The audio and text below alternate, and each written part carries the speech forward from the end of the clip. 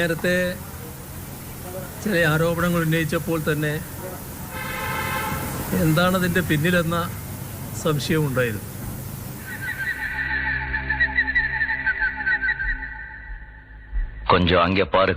ഈ ഇരിക്കുന്ന വീട് 300 ചില വർഷം പഴക്കമുള്ള വീടാണ്, മനസ്സിലായ? അങ്ങനത്തെ ഒരു കുടുംബത്തിൽ നിന്ന് വരുന്നവനെ ഇങ്ങനെ അങ്ങോട്ട് ആക്കി കളയാമെന്ന് പിണറായി വിജയനല്ല, ഞാൻ പറയുന്നില്ല, മനസ്സിലായില്ലേ? കളിക്കരുത്, ഞങ്ങൾ മഹാചെറ്റകളാ.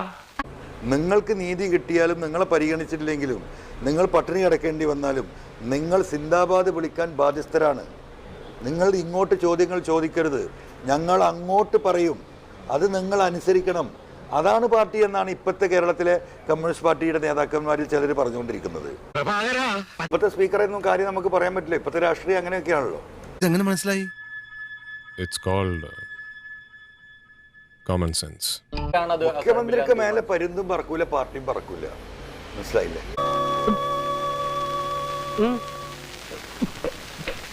Is A dictator now. ഒരാൾക്കും വായുറക്കാൻ പറ്റില്ല, ഒരാൾക്കും സംസാരിക്കാൻ കഴിയില്ല.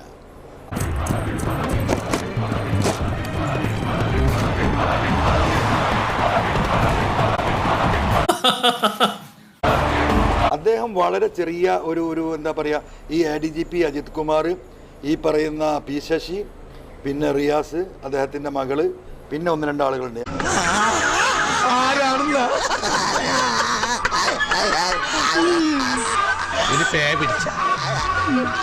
പറയുന്നില്ല ശരിയല്ല. അവരുടെ മാത്രം ഒരു സർക്കിളിൻ്റെ ഉള്ളിലാണ് അദ്ദേഹം ജീവിക്കുന്നത്. അഭിപ്രായങ്ങളോട് 100% ഞാൻ യോജിക്കുന്നു. ഇതിന് അറിവില്ല. റിയാസിന്റെ വരവാണ്.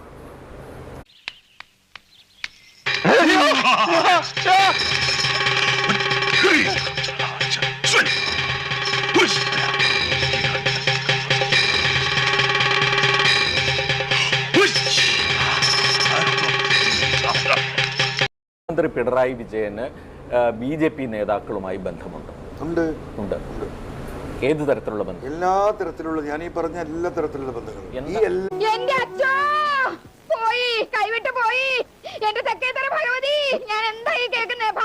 ഇന്ന് അങ്ങോട്ട് ഉള്ളിൽ തള്ളാന്ന പിണറായി വിചാരിച്ചു. പക്ഷെ പിണറായിന്റെ ബുദ്ധി മാത്രമല്ല VVN പറഞ്ഞത്. ഒരാളെയും വിട്ടയക്കാൻ സർക്കാർ തീരുമാനിച്ചിട്ടില്ല. ഇന്ത്യയിൽ ഏറ്റവും കൂടുതൽ ക്രിമിനൽ കേസുകൾ ഫയൽ ചെയ്ത ജില്ല ഏതാണെന്നൊരു ചോദ്യം ഇവിടെ വരും. ഇവിടെ ആ ഉദ്ദേശിച്ച റേഞ്ചിലെത്തുമ്പോൾ മലപ്പുറം ജില്ല. എവിടെ മലപ്പുറം ജില്ല? കേരളം. എന്താ ജില്ലയുടെ പ്രത്യേകത? 90% മുസ്ലിങ്ങളാണ്. 90% മുസ്ലിങ്ങളുള്ള മലപ്പുറം ജില്ലയിൽ ഇന്ത്യയിലെ ഏറ്റവും കൂടുതൽ ക്രിമിനൽ കേസുകൾ FIR ഇട്ട ജില്ല മലപ്പുറം ജില്ല. പുറത്തിറങ്ങാൻ പറ്റാത്ത സ്ഥിതിയായല്ലോ ഈശ്വര. എന്താണ് CPM ഇത് പരിശോധിക്കാത്തത്? ഇത് ചാപ്പ കുത്തല്ലേ?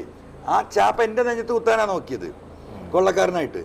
അല്ല, അമ്മാതിരി കമന്റ് കേട്ടോ കേട്ടോ. നിങ്ങൾ ആളെ വിളിച്ചിട്ട് ആളെ വിളിച്ചാൽ മതി. തൊലിയിലത് കേറൂല. എനിക്കറിയില്ല, എന്താ പരിശോധിക്കാം, എനിക്കറിയില്ല.